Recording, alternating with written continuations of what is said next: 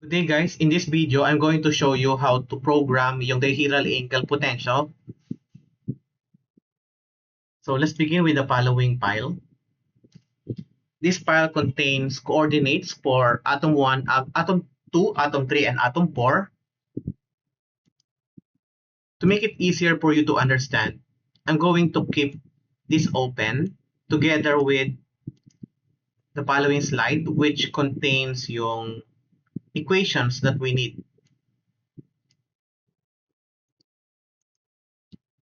So for the dihedral angle potential, we need the following relationship. These are the gradient of position with respect to each of the atom.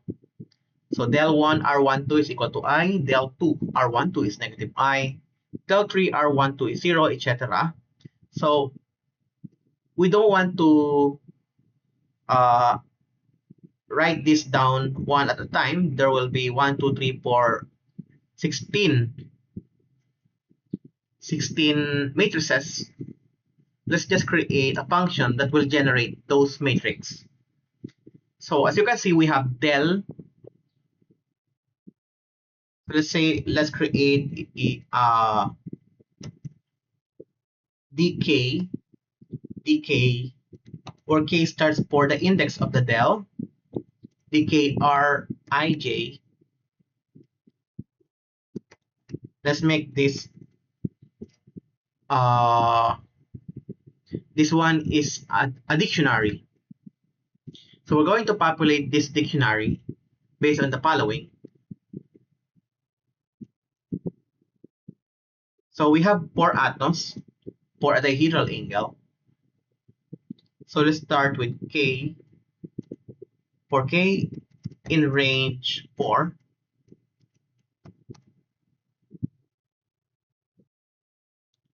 then L na lang. For L in range 4, and then K will be L plus 1, L plus 1. So that we start with index 1 for K, and then as you can see in this slide, how many possible combination of ij do we have in a dihedral? So we have 1, 2 pair, 3, 2 pair, 4, 3, and 2, 3. We can create those, let's say, possible combination. We have a list possible combination. Let's say 1, 2, and then 3, 2.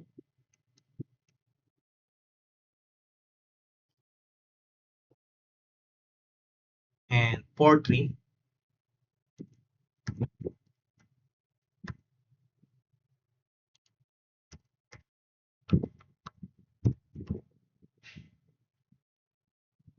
And 2, 3.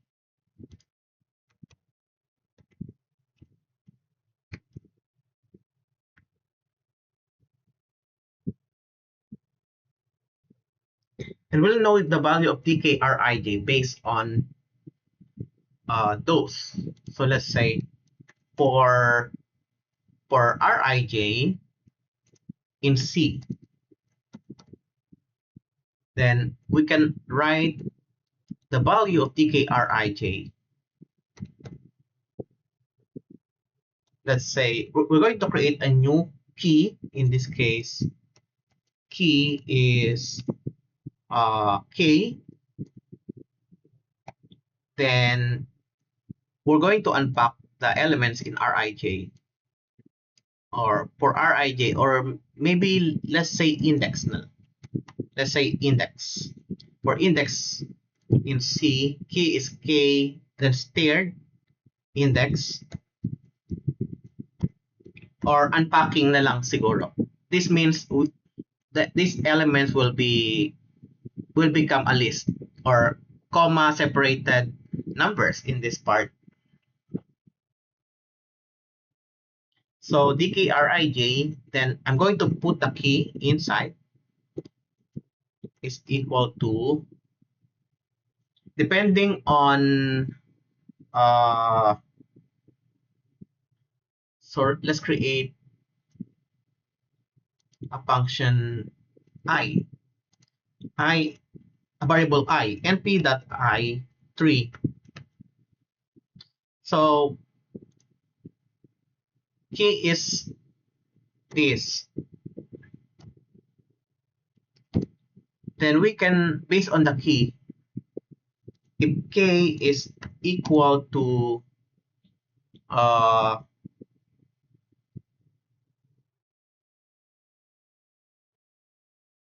or let's say if key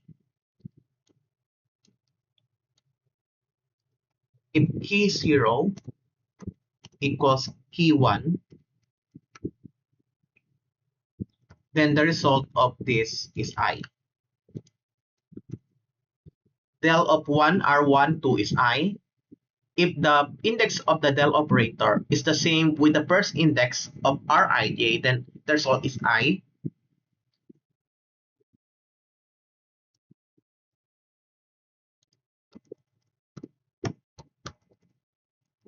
Else if, or L if in Python, L if key 0 is not equal, or L if key 0 is equal to key 2. So for example, this del2 R12, the index of the del operator is equal to the second index of Rij, the result will be negative I.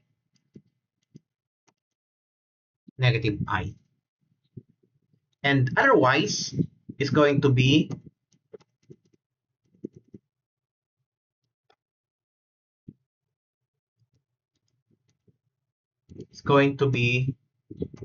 I times 0. So we have that variable now, dkrij, that we can call, and that variable contains the value of the effect of the del operator on position.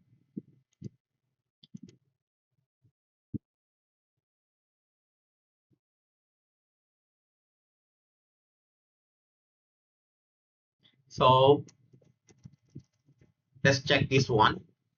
For the meantime, print dkrij, or let's loop on the key so that you can see what's going on. For key in this, we can then print the value,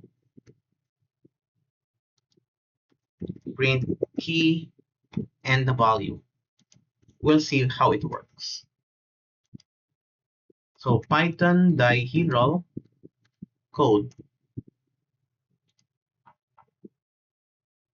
So for 112, the result is, let's print it separately, or let's put the separator. Sep is and then let's print some space between. So the separator here is a new line.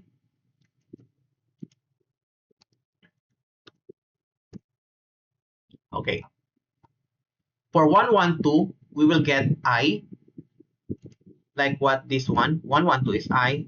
212 is negative I. Let's check. Where is 212? Here. Negative I.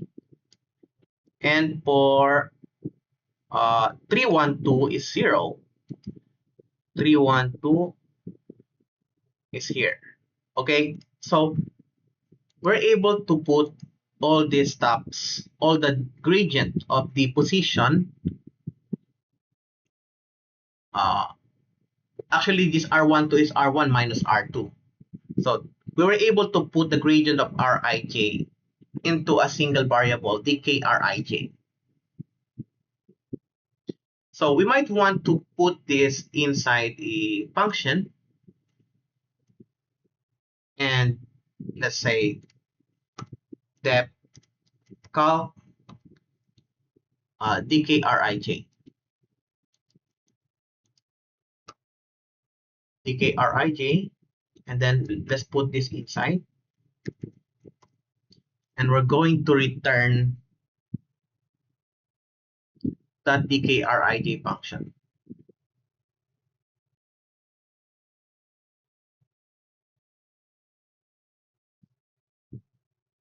So let's write the return function. The return down here, return dkrij bar dictionary. So we don't really have to print. Let's put a control condition, print, or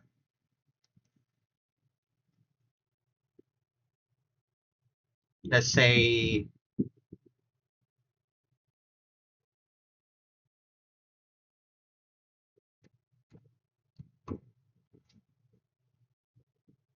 print res is false. That is a default argument, a default parameter. So let's put it down here. If print res, then it's going to print the following. However, the default value is false, so nothing will be printed unless otherwise we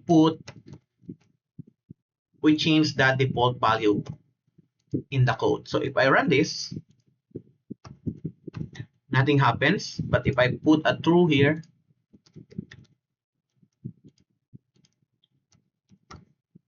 it's going to print the dkrij. So now the next step is to calculate this del of R23, del of R23. How can we calculate the del of R23?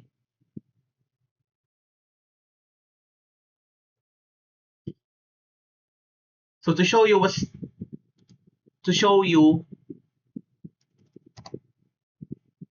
we're going to create a function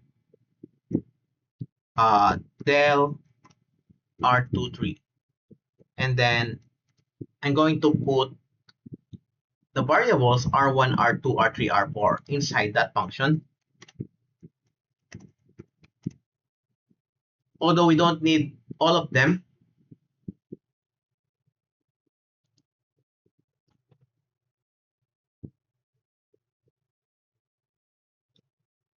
so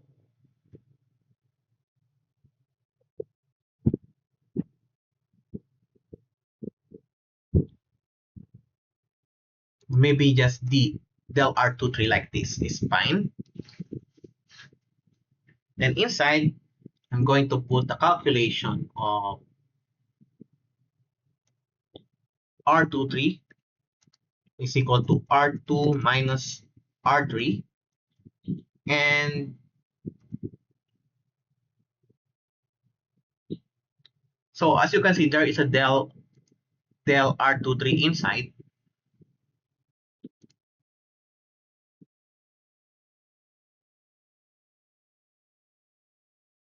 Let's put an I here, I.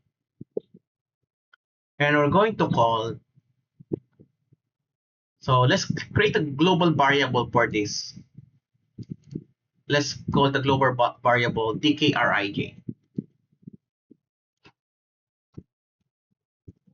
Dkrij is this one without the printing. Then I can call this global variable from inside the function.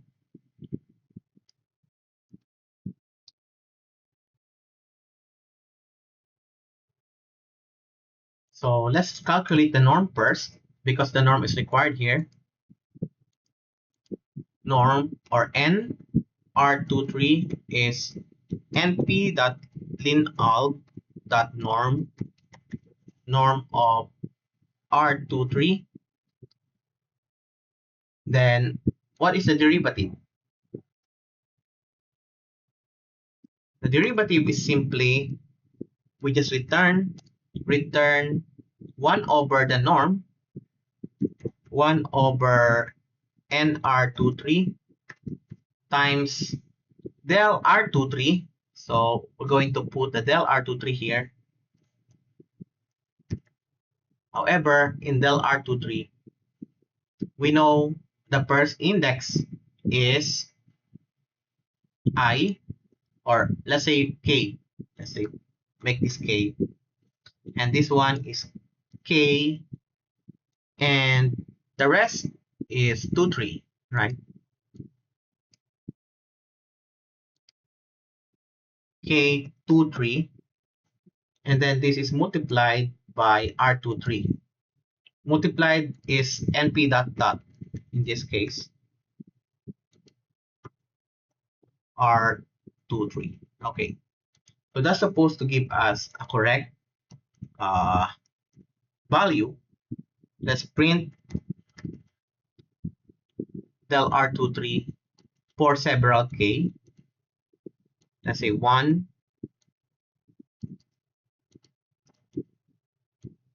2,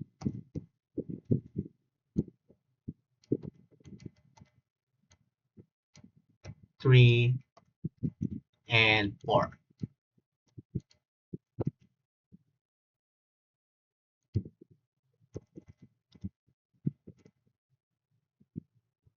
So I forgot to put the comma here. So it's very useful to look at the comments on the debugging function of Python. So R1 is not defined, so I need to define those. Let's say R1, R2, R3, and R4 are the coordinates.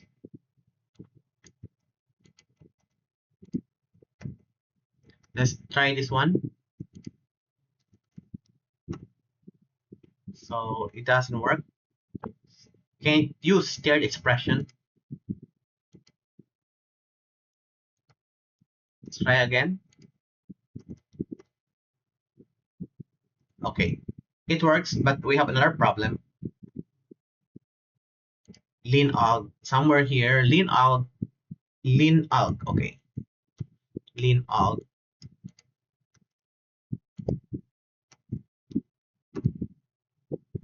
Dig object is not callable, so dig object, I need to put the square brackets.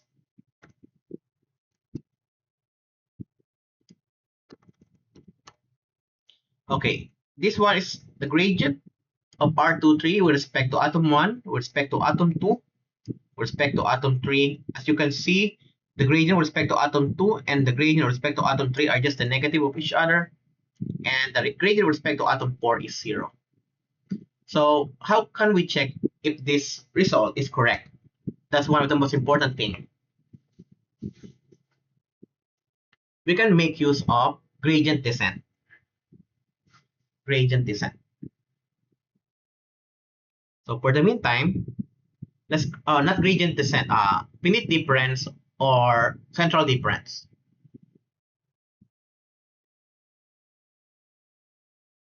So let's create a function for us to check if what we did is correct.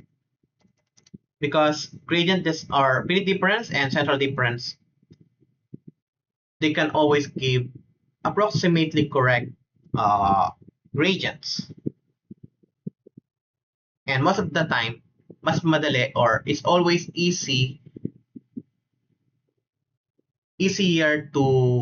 for a programmer to get it wrong in analytical expression than in finite difference. So how do we calculate the norm? R23 is what in this equation? This is the norm of R23. Okay. Depth NR23. We don't really need this, but even so, I'm going to write it so that we can see if the gradient we are getting is correct as compared to gradient to finite difference or central differencing. So the norm, we need the following. And then I'm going to return or just return this. So I'm putting all the variables. However, we don't really need all of them. Just for now, just let me put them because later we're going to combine all of this. in one big code. So now we have the calculation of NR23. Then how do we write the central differencing, or how do we calculate the central difference from that? Let's put it down here. Let's create a function f, and we call that function NR23 is f. And then let's loop. So let's create a function pos position that contains all of these R1, R2, R3, and R4.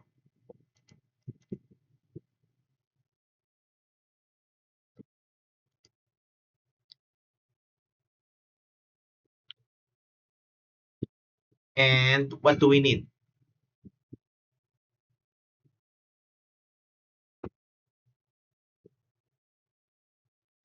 So for central difference, if you still remember, we need something like fx plus h minus fx minus h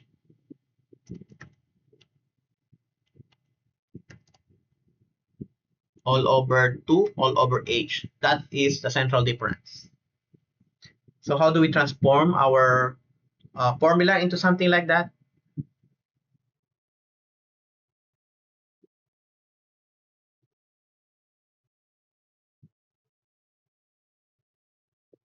So we're going to loop among all the 4 atoms as well. For I in range 4, or let's say k in range 4, or L. And then we have k is equal to L plus 1. But anyway, we don't really need k in central differencing.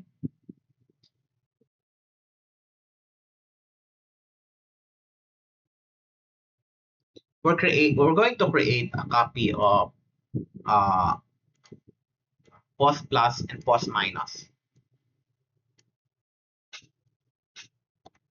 because pos dot copy and pos minus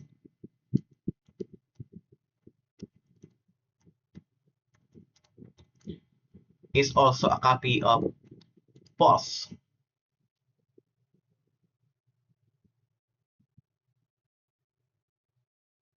And inside that, we're going to loop on the xy, say, coordinates of R1, R2, R3, and R4. So for I in range 3,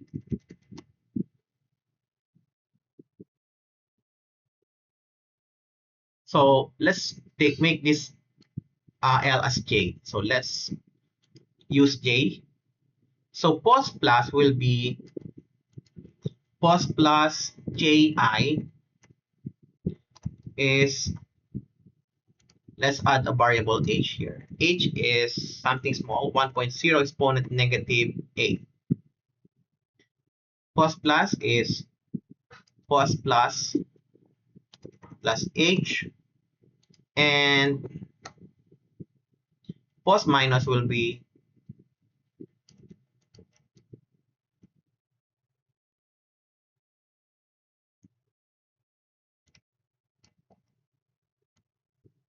pos minus ij minus h.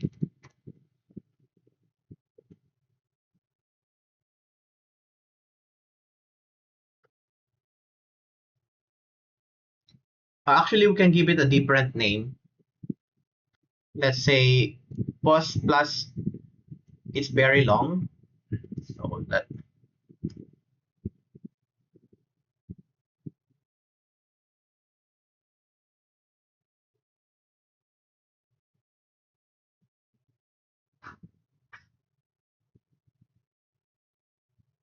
okay, xp and xm is already fine. Xp and xm, and then inside that, outside we put df. Df is another list.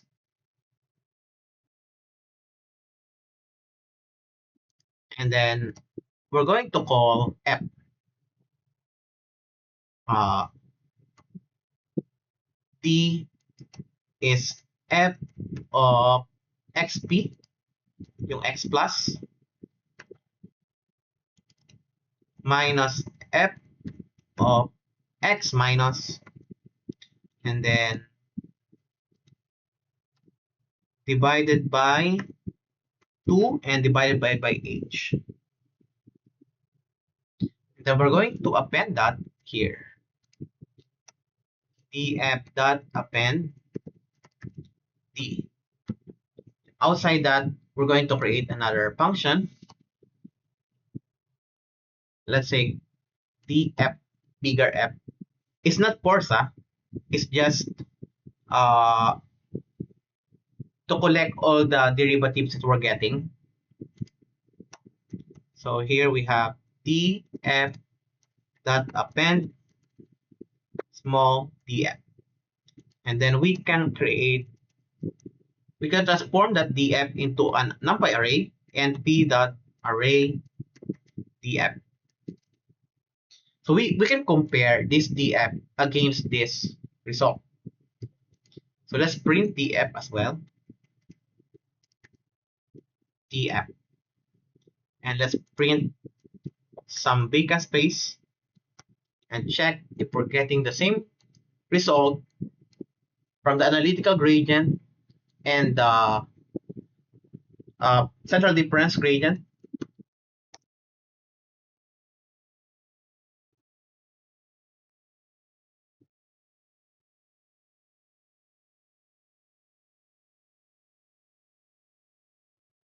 Okay, I should make this post as a numpy array. np.array.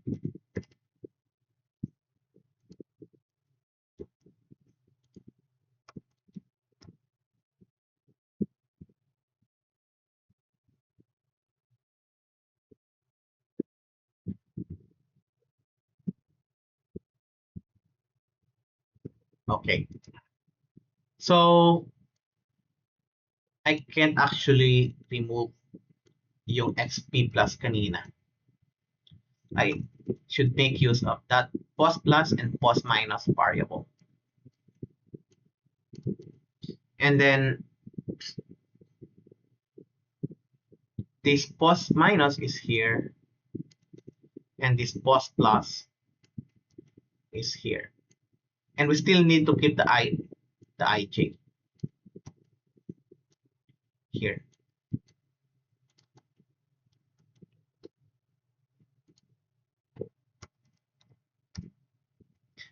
Now, both derivatives, the gradient from analytical gradient and the gradient from central differencing,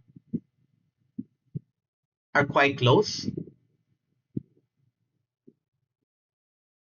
However, the last two parts are different. We need to check that out and find out what's the reason for that.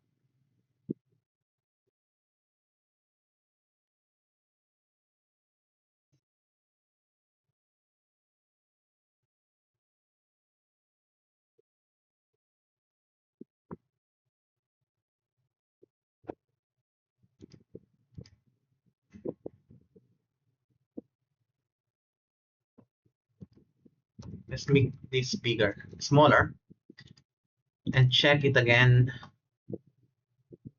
Okay, it's not the problem.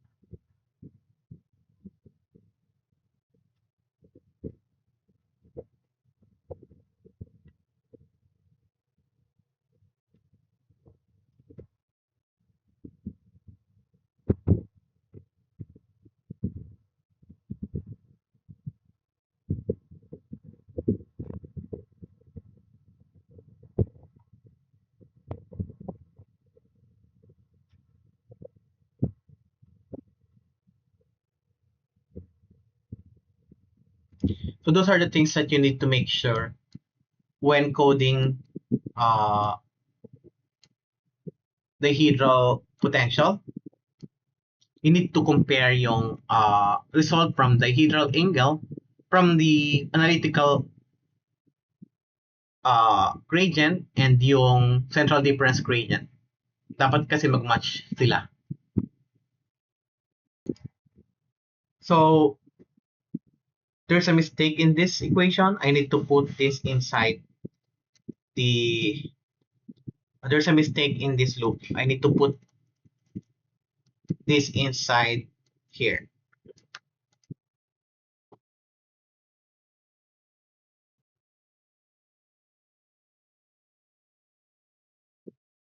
Okay, after doing that, we can check yung gradient.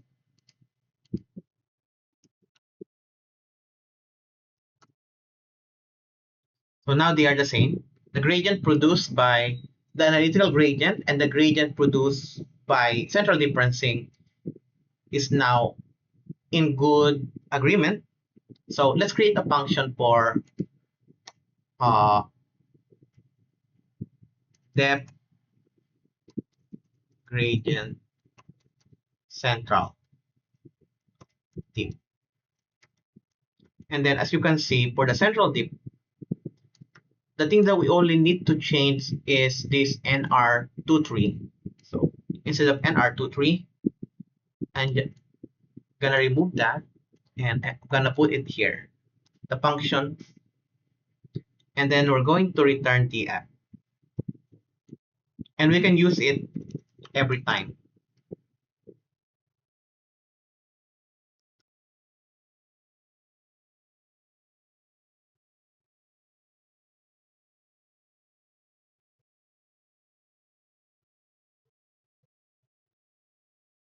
So let's check it out if it still works. Gradient central dip, I'm gonna call that. And inside F will be the NR23. And we still keep the following. Or we can actually create a function for this. Let's say dels and let's loop over all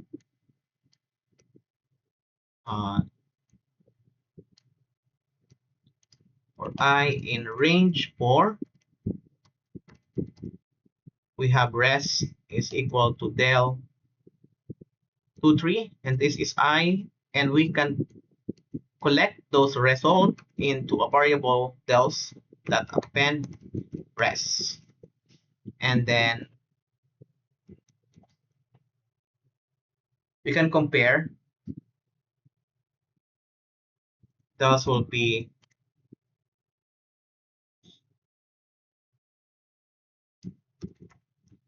is np dot array dels,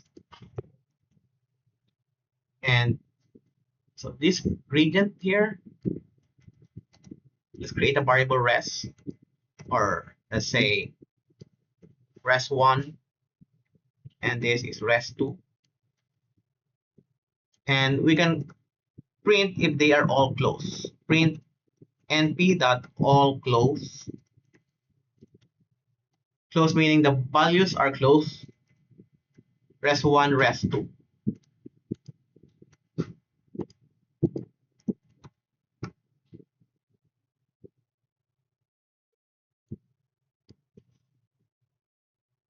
Okay, this one should be I plus 1.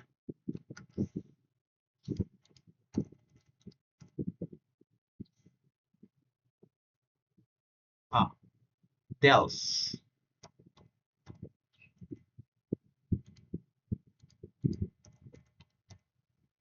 Okay, as you can see, all values are close.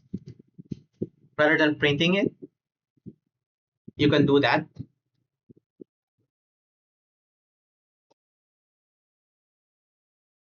So let's just create a function check agreement.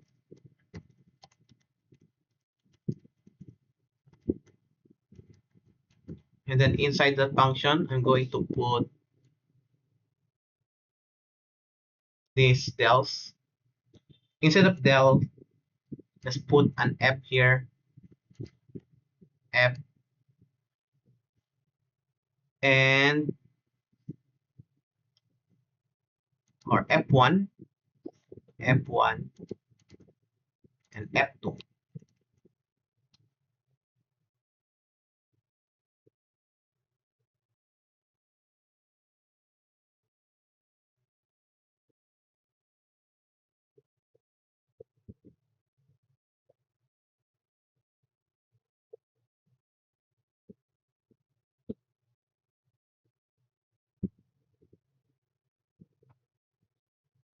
So F1 is affine,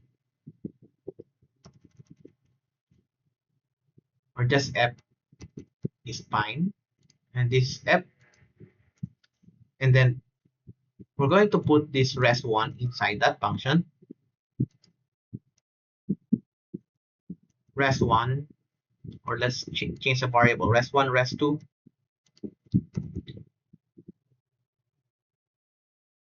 And here,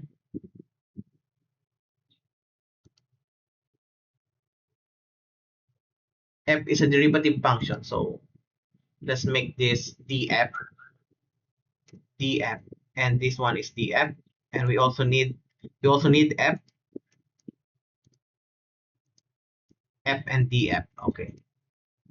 And this one is f. We can use this function again and again. So check agreement df and f. I'm just gonna call that somewhere here, and f is this nr23, and df is the gradient. So if we put them together like this function call evaluates if the result is in good agreement with what we can get from central differencing. Okay, so now we're ready to create another script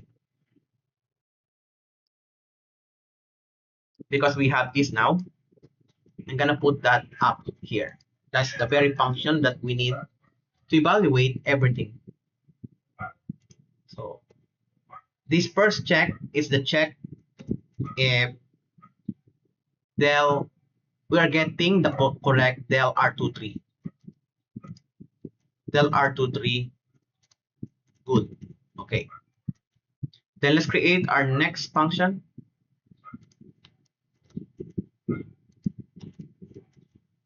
Our next function would be del entry.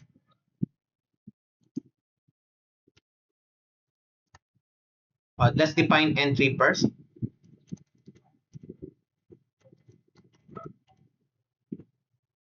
Define entry as, let's put R1, R2, R3, and R4 as well. And to define entry, we need R23. So we have R23 is R2 minus R3. And we need, that's it. We only need R23. So we can return the norm multiplied by the del.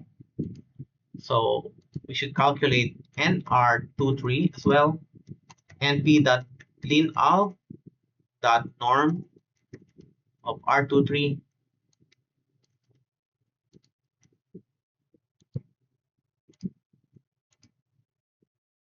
and we will return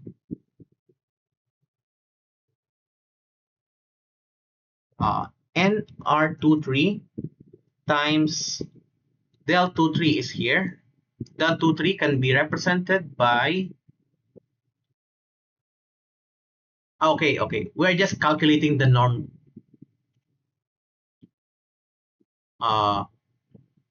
n3. So this is not entry, this is the entry. The one I'm currently creating is the entry. norm multiplied by, so for the entry, I'm going to put I as well. And we need this. Since it's multiplied by del R23, so here we have del, and then is K, and 23 as well, minus R23, or this one is NP dot cross product R23, not really cross product, outer product times del R23. See, and is supposedly divided by,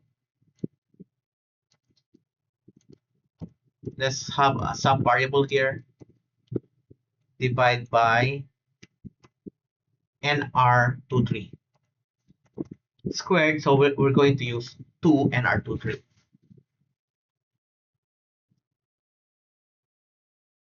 Now we have the function NR23, then ano ba yung NR? N3 is this. So let's create that function. Nauna natin ginawa yung the entry, so let's create entry.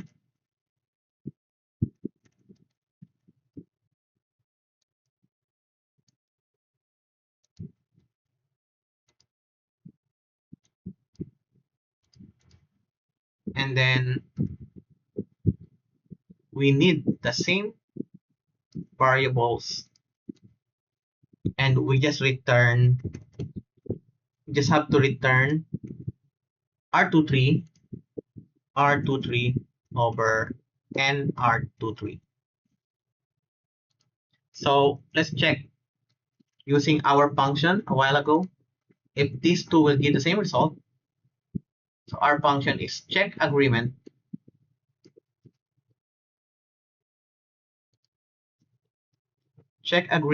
F is entry and df is the entry.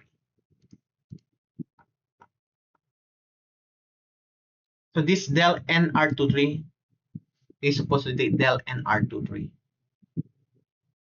Well, let's make it d NR23. Okay, and this one is also d NR23. So we have entry and df, or d entry in this case. I hope walang problema.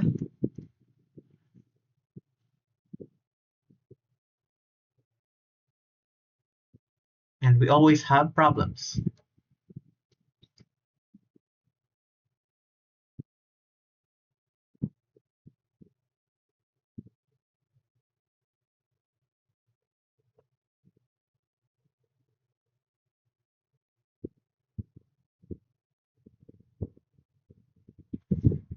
So let's inspect yung del entry natin.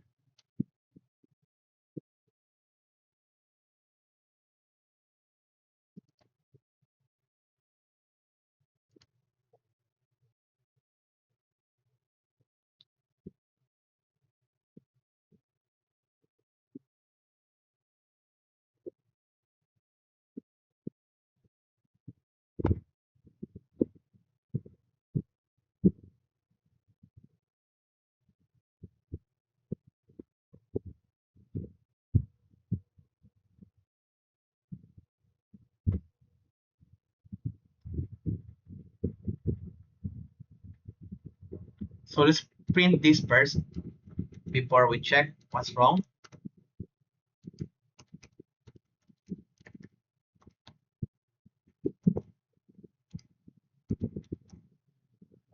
And let's print this dn3.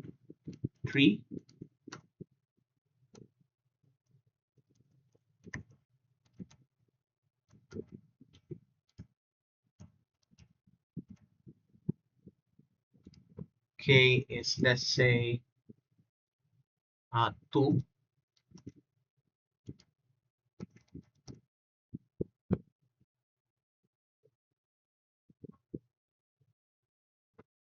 So shapes cannot be broadcast together with,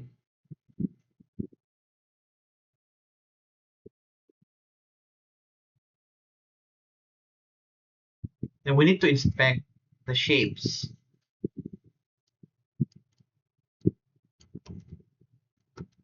Shape of here.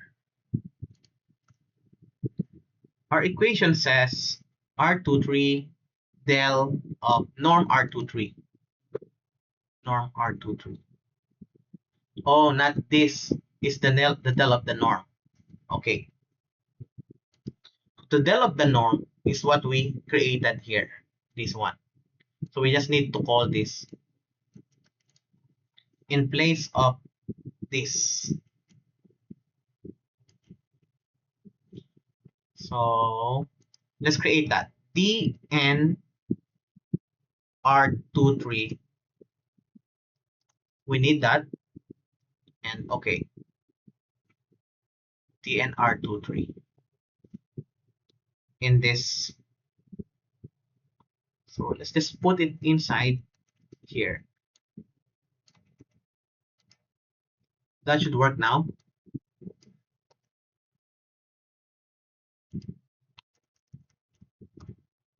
Okay, it's true. Check agreement true. So our dn3 function that evaluates the gradient is correct. Now we're moving on with dn2 and then dn1. But it's good to check it step by step. Why? Because if we create a big code before checking, then it's too difficult to find out which part of the code is wrong. Let's say it gives you a different result compared to finite difference or central differencing. It's too difficult to find out what went wrong. So that is why we're checking it one at a time. So now we're going to create the dn2 function. Before we can do that, so let's put a comment here, something like that.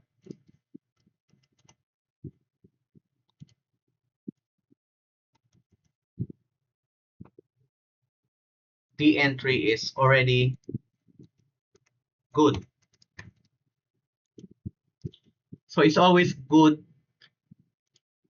It's a good practice to debug each function. Actually, for this dihedral angle potential, we can create a very big function and put everything there. However, it's more difficult to check each part of the code. That's why I'm creating many functions. And later, I'm going to combine them into one. Once I'm pretty sure that each pieces is working.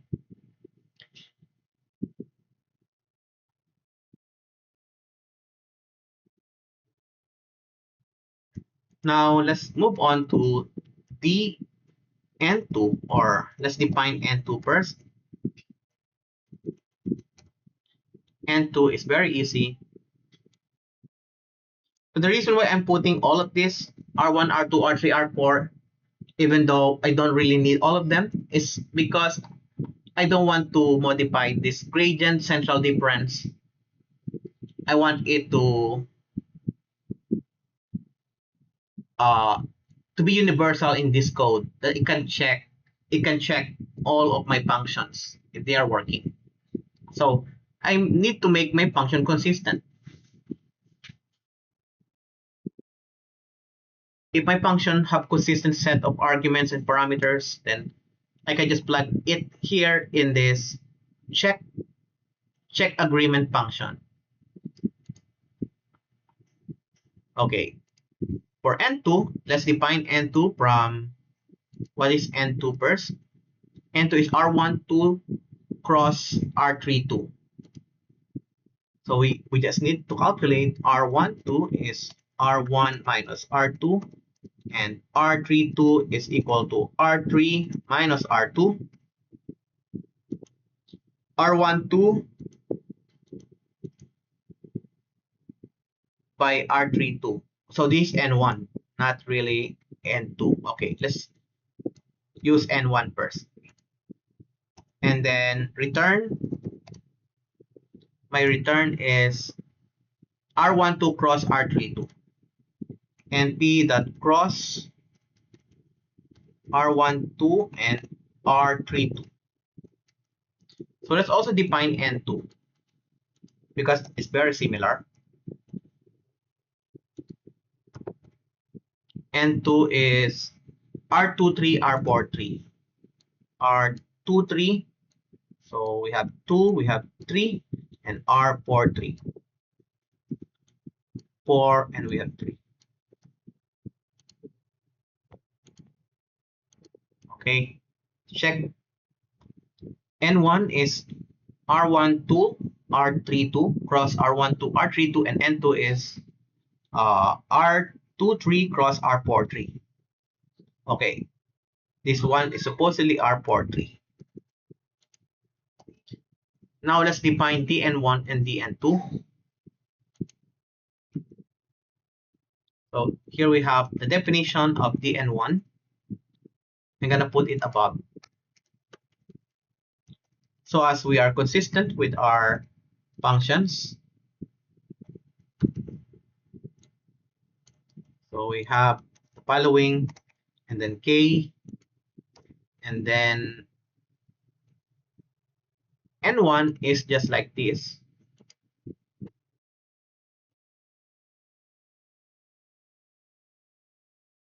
So for cross product, I don't really need it to be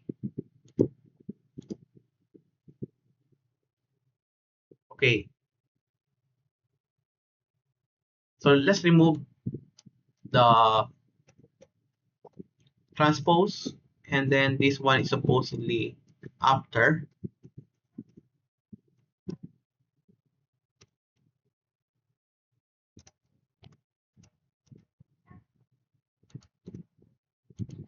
And for dn2,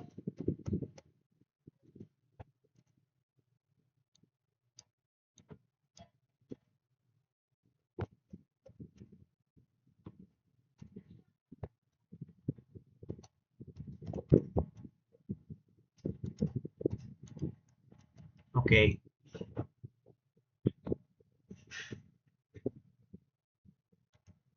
and everything will be easy now. Still need the following, and then we're going to return the cross product, sum of cross product. dn1 is, we need the del, this, np dot cross of dkrijk. The first is 1 2 1 2. It is cross against 3 2 r32, and then plus np dot cross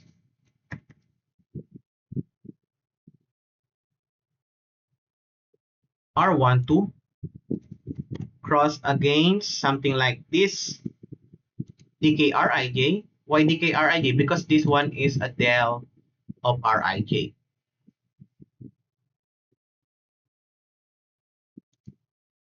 So del 3 2.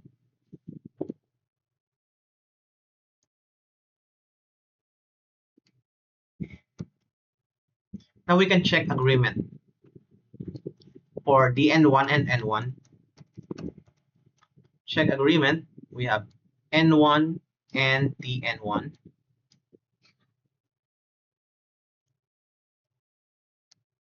Okay, it's true. Then I can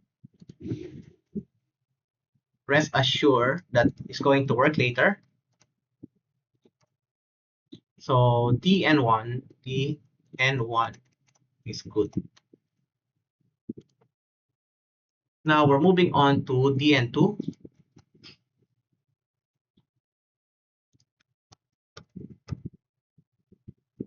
Depth DN2, and I need the same set of stops from here. And I need another variable, K. And DN2, I need something like this. But I'm going to change yung kanyang mga. Sa DN2, ang kailangan natin, what we need are R23 and R43.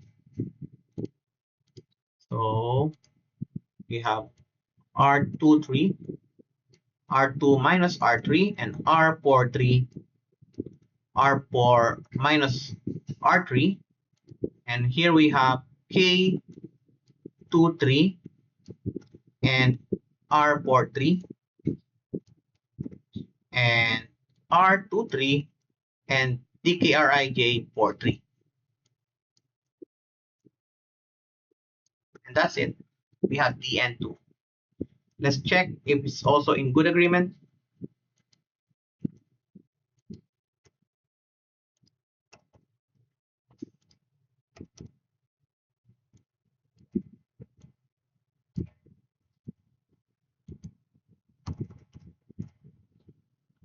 R12 is not defined, so we have an error somewhere else in DN2.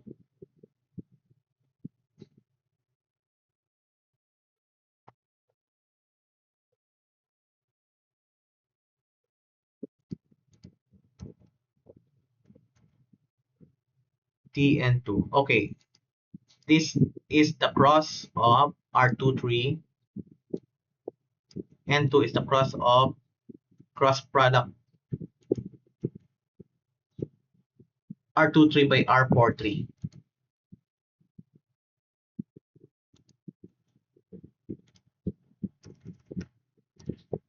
Now it's good. Also in good agreement.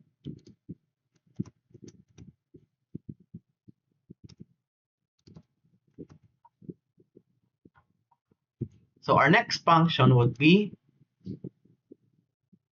we're done with del N3, del N2, and del N1. So we're moving on to the next, or the previous slide. We can calculate the following.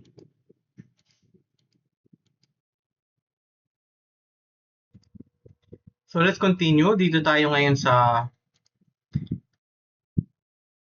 dn1.n2, which is this.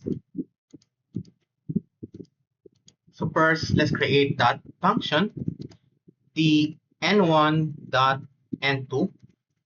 It also needs yung R1, R2, R3, and R4. And n1.n2, sa n1.n2, kailangan natin, we need the following.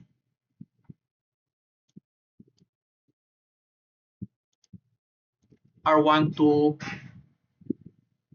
and this one.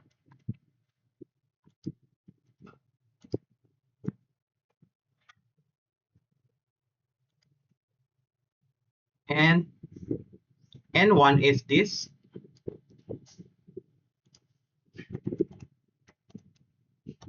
And N2 is this. So N1.N2, we're going to return np.N1, N2. And then the next function that we need to create is dn1, N2.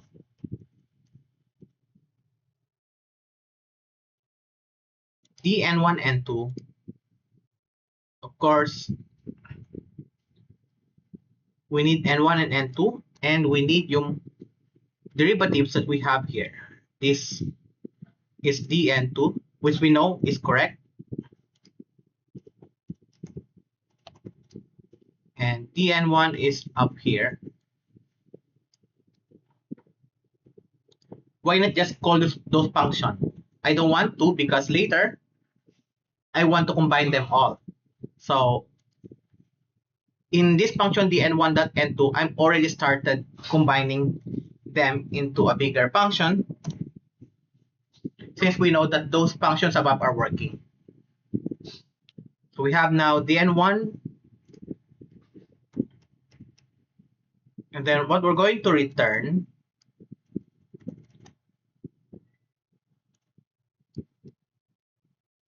is this dn1 dot dot n2 and dn2 dot dot n1. So we're going to return np dot dot dn1 is dotted against n2 plus np dot dot dn2, and that is dotted against n1. So notice that I did not use the transpose because normally this del n1 and del n2, if it doesn't work, then I'm gonna put a transpose. But usually, it's a matter of convention on how it's going to be a matrix del n1 and del n2, and whether it's a Jacobian or the transpose of a Jacobian, we don't know unless we inspect the elements of the n1 and the n2. So by convention, usually if the matrix is written in the proper convention, we need yung transpose. So for now, let's not put that transpose and check if it's going to be correct.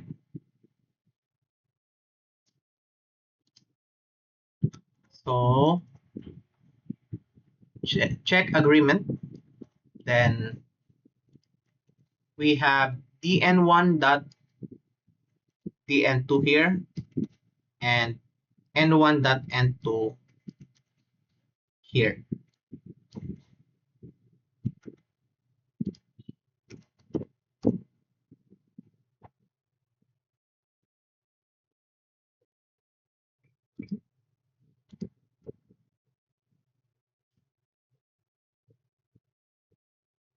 Okay, I need k in the dn1 dot n2,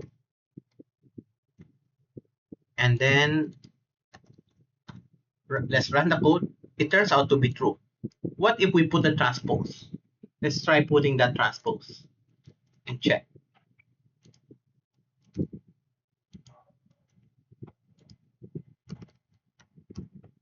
It's false. So it's a matter of the convention. Above, when we calculate dn1 and dn2, it must have been transposed already.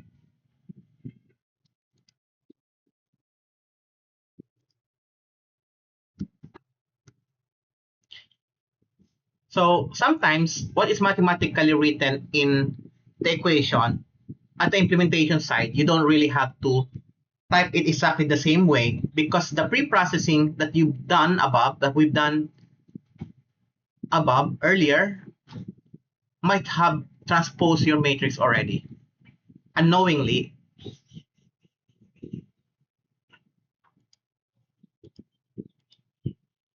So this also in good agreement. Then I'm gonna comment out this one.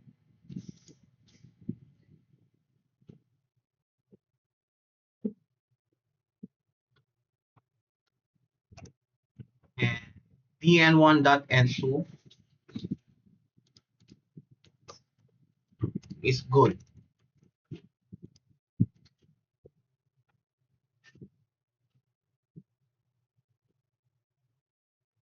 Then let's move on to dn1 cross n2. So let's define a function def n1 cross n2, which is almost the same as this.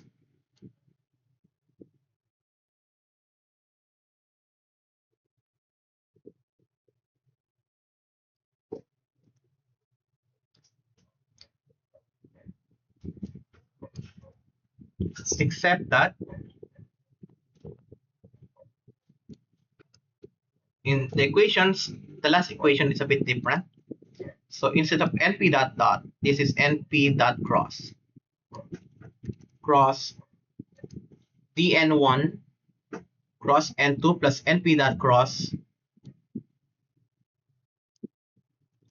n1 dn2.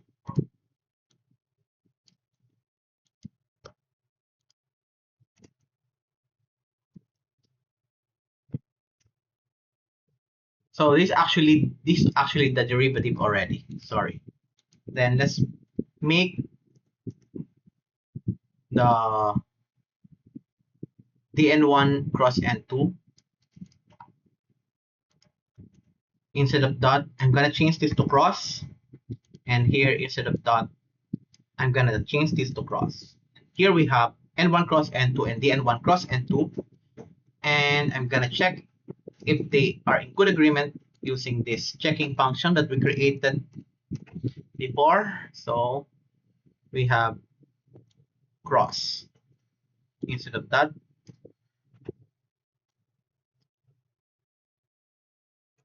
And then let's run the check. Turns out to be true. Then we're done with dn1 cross n2.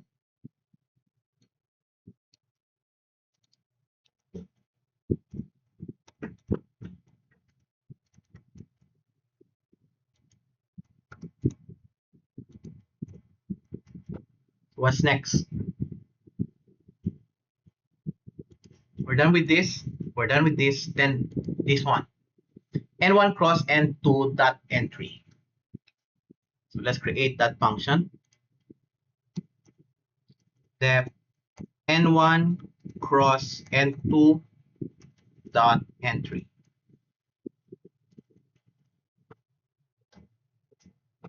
So it's more likely similar to this n1 cross n2 first.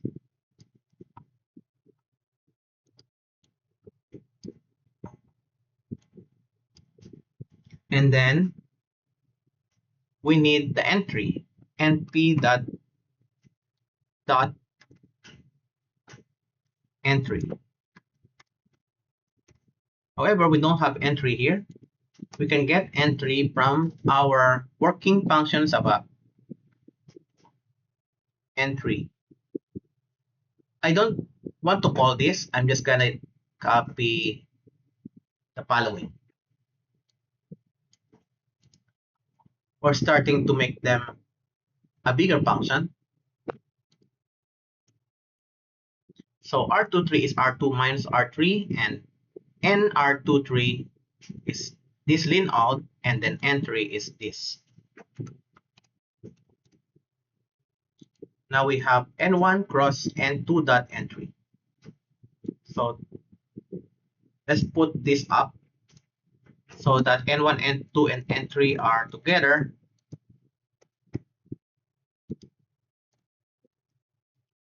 Then we need to create the function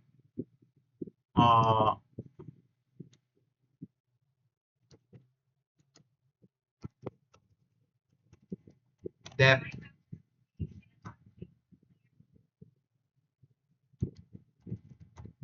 dn1 cross n2 dot entry, and I'm gonna put k.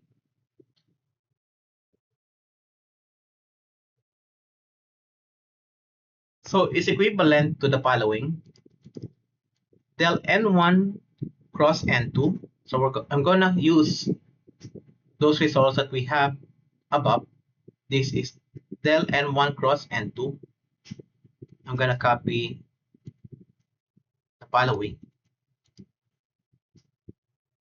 We already have n1 and n2, so I'm gonna copy from dn1 up to the return.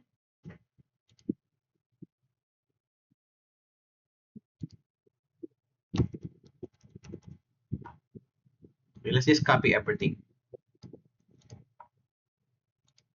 here. And this is not, this will be dn1 cross n2. this one. And we need N1 cross N2. Okay, let's create N1 cross N2. N1 cross N2. We have that function above, N1 cross N2.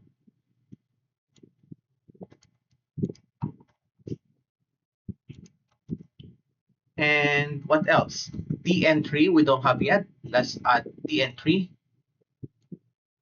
I'm just going to copy Dn3 from what we have above. Dn3, we have Dn3 from above here.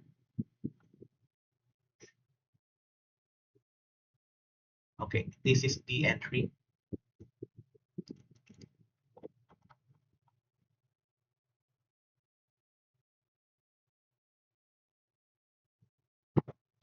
So we have a preparatory steps before we can calculate Dn3. And Dn3 is actually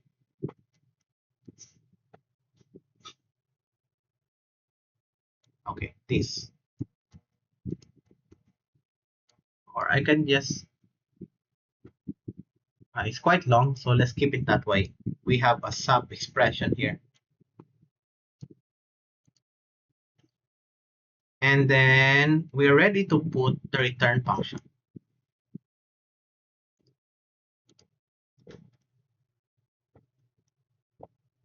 Return, we have Dn1 cross N2,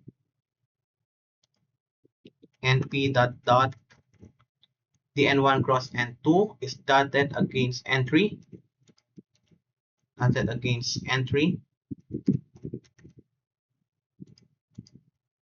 plus N1 cross N2, N1 cross N2 is dotted against np dot dot dotted against Dn3, Dn3. And let's check if it's going to work. So I'm going to copy this checking function, and the derivative function is this one, and the function definition is N1 cross N2 dot N3.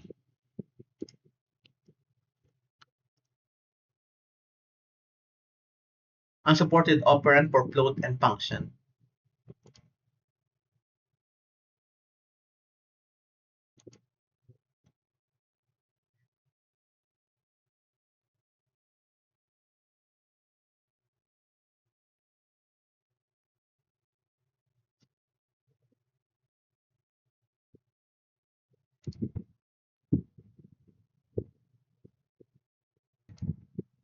So ano kaya nawawala dito, guys?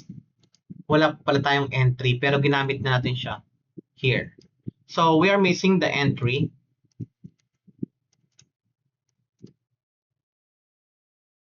And yet we already have this entry in this return. So what is seen is the definition of entry above, which is a function. So let's define entry in this.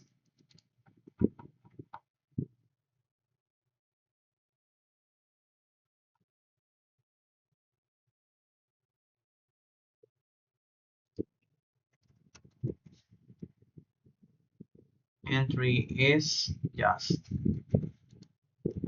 this. Now that's supposed to work now.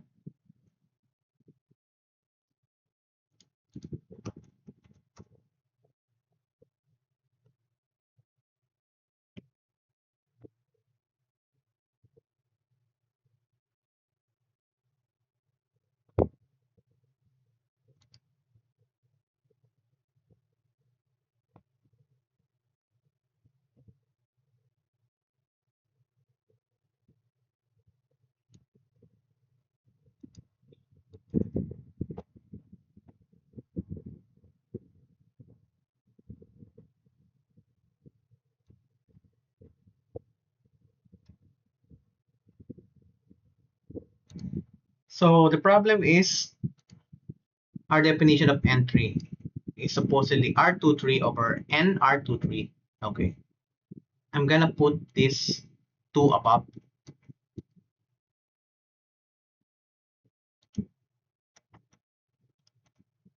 And R23 and R23.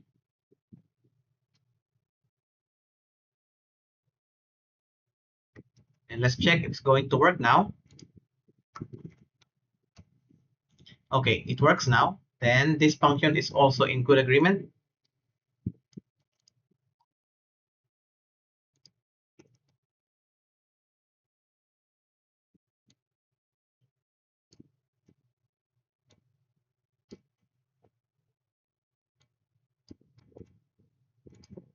We're moving on to the next function.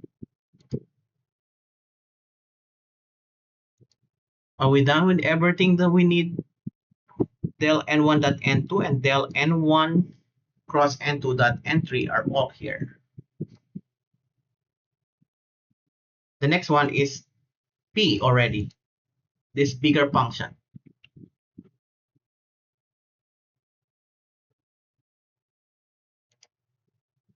So let's define p.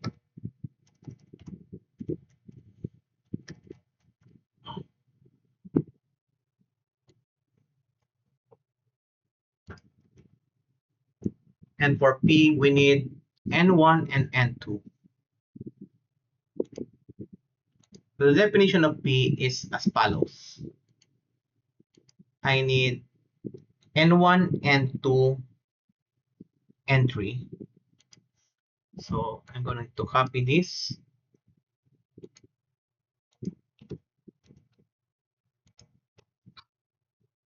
And n1, n2, and n3.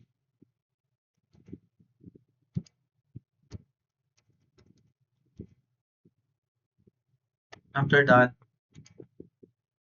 I just need n1 cross n2 dot n3, which we already have. N1 cross n2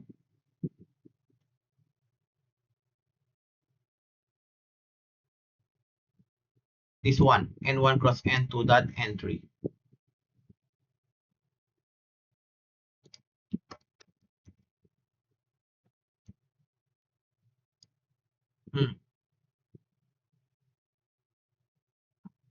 We don't have yet n1 cross n2 dot n3. Okay.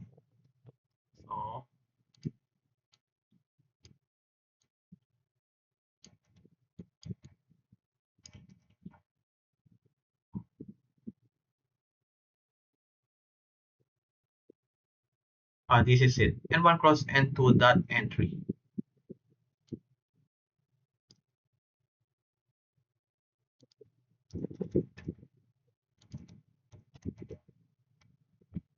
And what else do I need? N1 cross n2 dot n3. N1 dot n2. N1 dot n2. We have it above. N1 dot n2.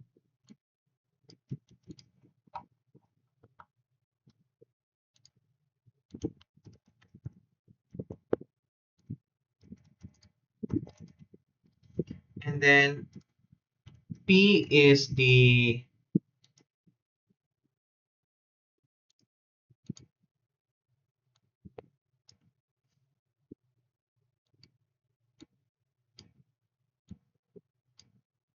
arctan2, np dot arctan2 of this is y and x. N1 cross n2 dot n3 for y and n1 dot n2 for x.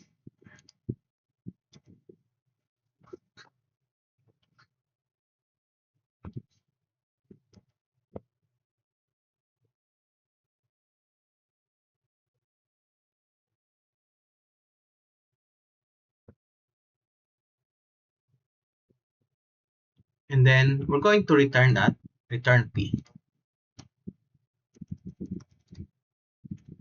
And then we're going to define the derivative.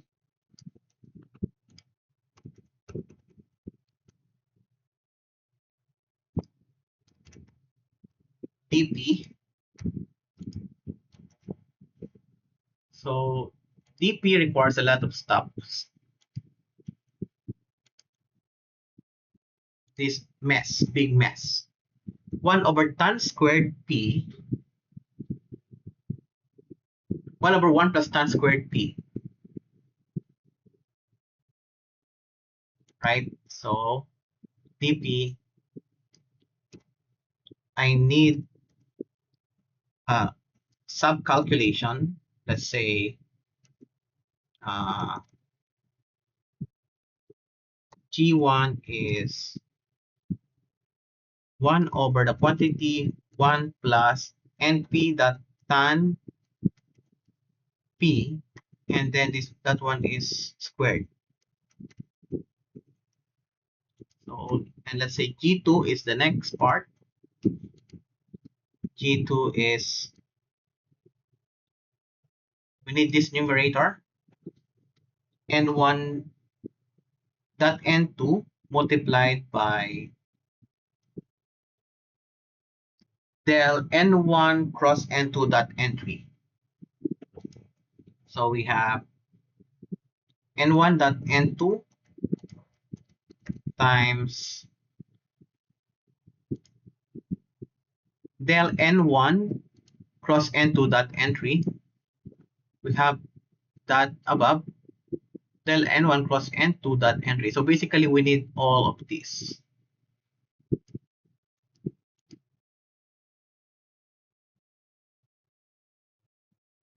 For dp.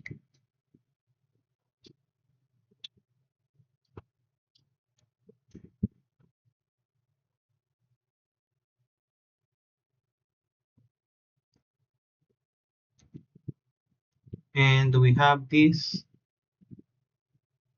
oops, n1 dot n2 not yet defined.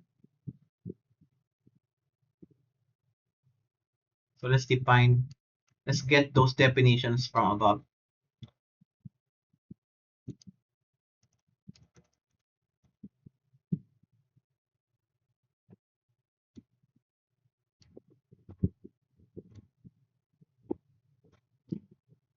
Okay, how about this?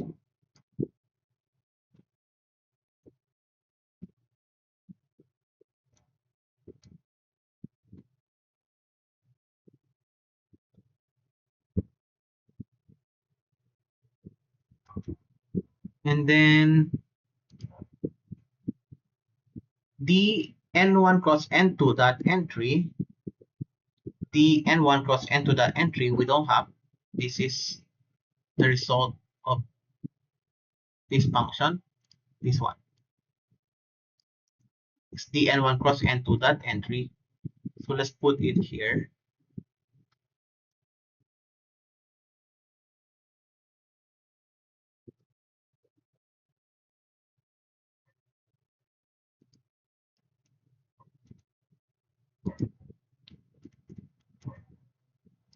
That is the n1 cross n2 dot n3.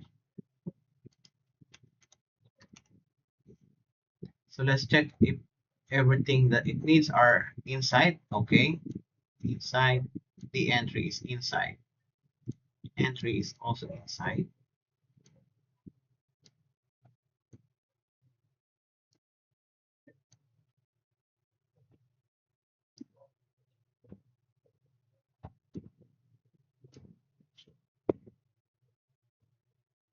Then that is what we need here. N1 dot N2 multiplied by the N1, the N1 cross N2 dot N3, this one.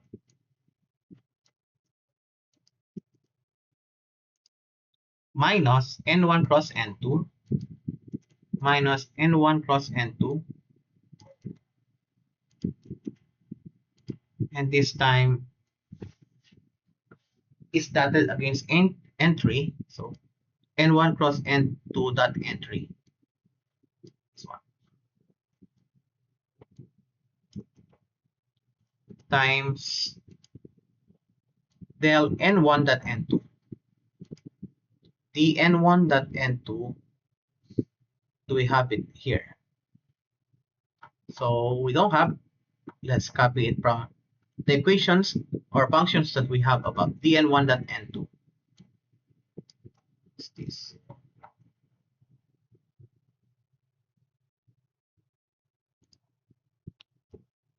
The n1 dot n2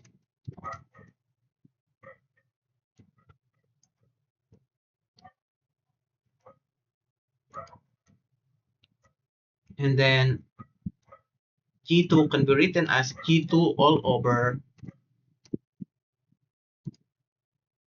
n1 dot n2 squared. Where's n1 dot n2? This one, and that is squared. Then just divide it twice. So that's gonna give us del of p.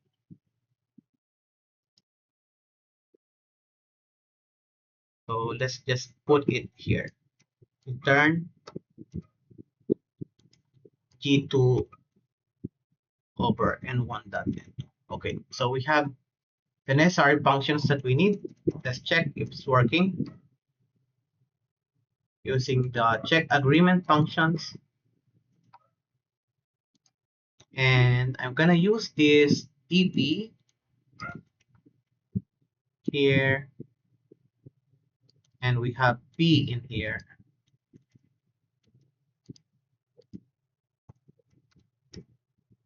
Okay, it returns false. So in this case, we need to check why. So let's call this dp and let's try 1.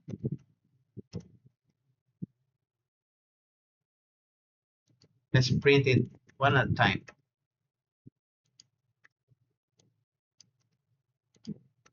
2, 3, 4.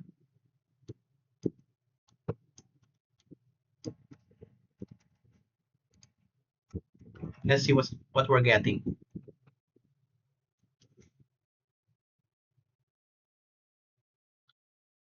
So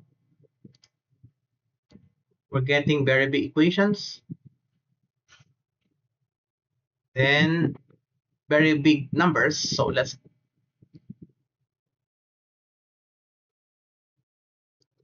gradient central dip. Let's see what the gradient central dip is going to give us. How different our result from the gradient central dip. So print gradient central dip and f is p. Let's check.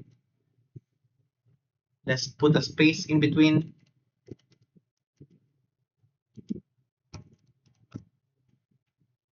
Okay, it's a lot different. So we need to debug this time.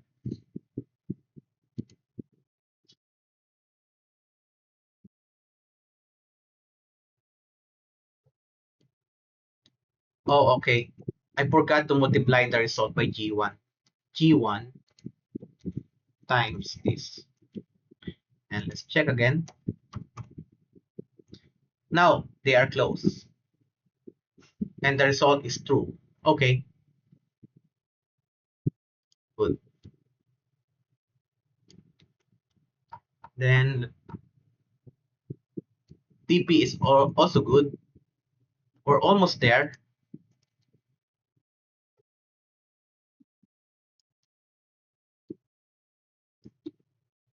Is TP.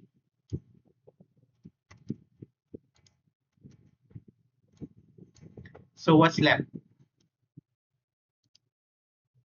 After DP, we are ready to solve the del of the potential, dihedral angle potential. We just need these few parts above. So I guess that's it. It won't be too difficult to implement this part.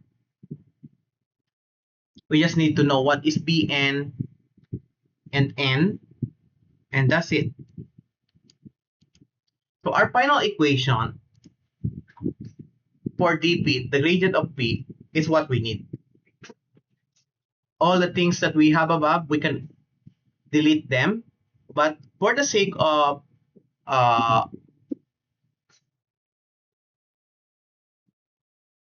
let's keep them for the sake of, let's say, if we encounter errors some other time, we have them to, we can go back to each of those equations and check what's going on.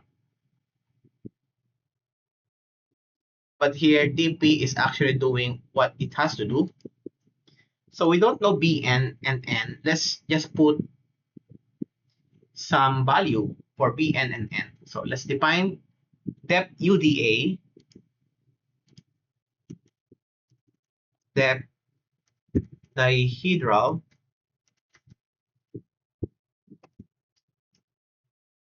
potential, and it requires some R1, R2, R3, R4 as well.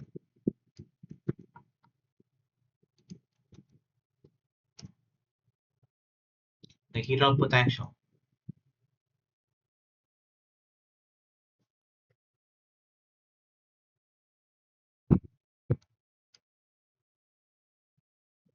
So let's put the bn inside, or let's create a bn as a global variable, let's say 100, and n, let's say 10.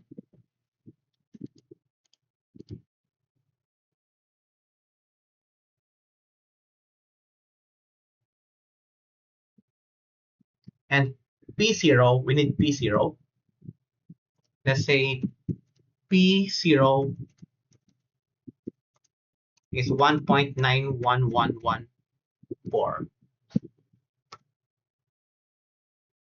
So is that the value that we have before?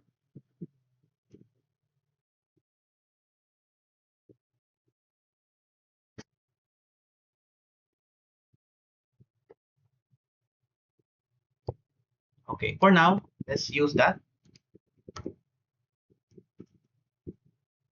This is the dihedral angle.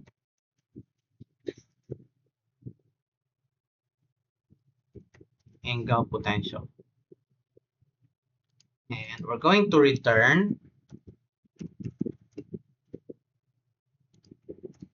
a few steps. We need to calculate the angle P first up to this part. Need to copy.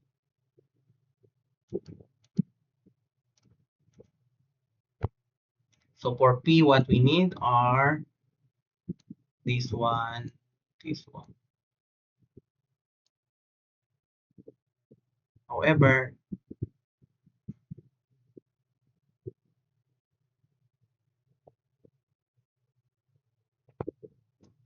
so for P, I don't need all of this.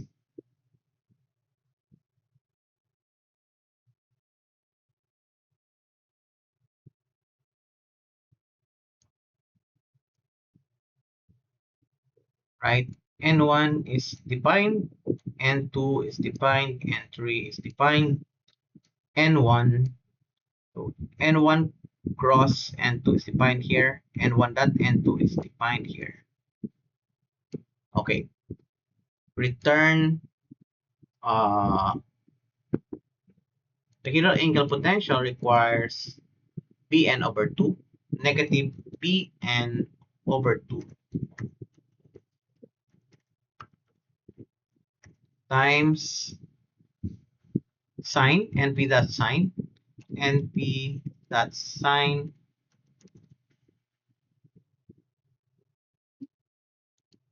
sine of NP,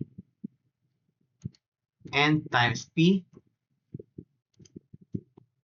minus P0 minus P0. Actually, this is the derivative already. The definition of here only, Pn over 2.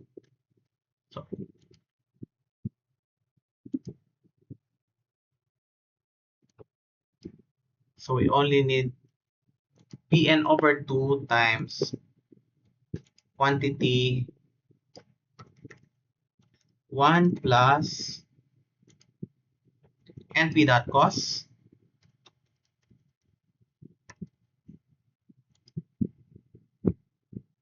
n times p minus p0. Okay, that's the helical angle potential.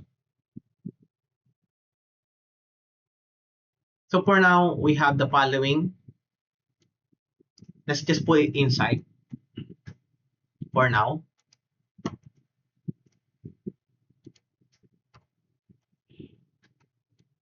And we need to create another function, the helical angle potential. We call it the gradient. The helical angle potential, or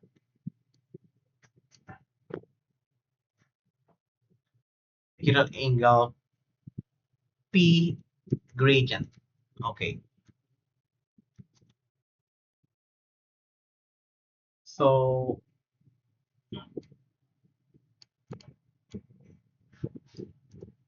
we have the dp defined here. Let's just call this dp. dp.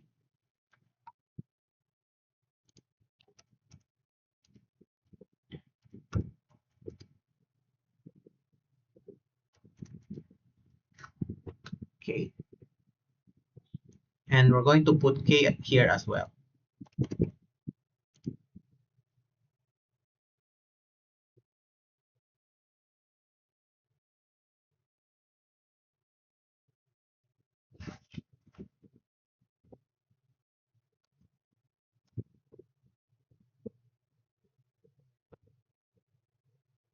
So we have p and dp. And the formula is negative bn over 2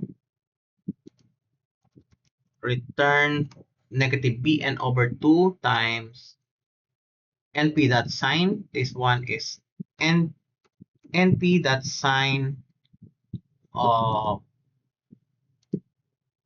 np. So wala na to.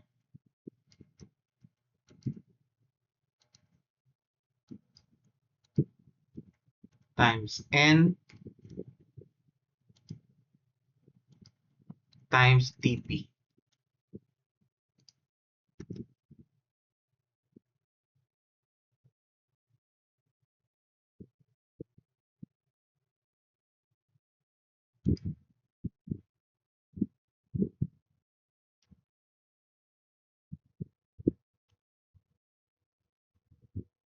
Let's check using our favorite function, check agreement.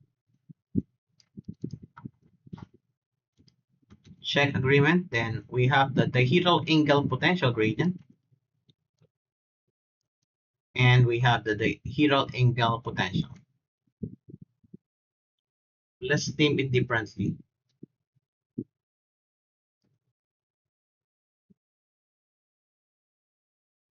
Let's define it as UDA, U underscore DA, dihedral angle. And this one is DUDA. So we have here DUDA and UDA. And let's check.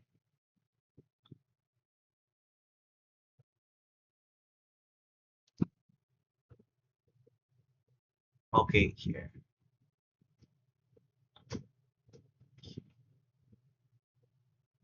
So let's put a different name to our derivative, del P.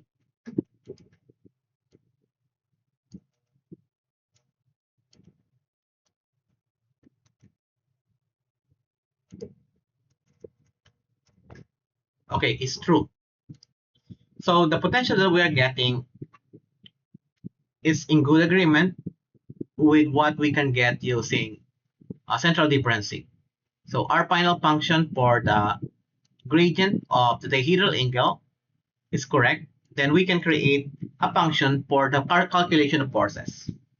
So I hope you understand what's happening in this programming exercise. And I did it this way because I want you to learn how to code and how to debug problems in your code. So let's say you didn't understand what's happening here. You can ask me, or you can just visit W3C School Python tutorials. And once you go through to the tutorial, then you'll understand what each line of code is doing.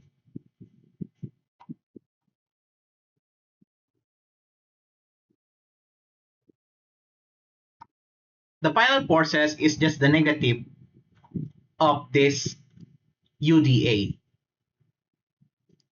So how do we calculate the forces? We just need to use the index of the atom in place of K and take the negative of that DUDA, then that will be the force experienced by that atom due to the dihedral angle potential.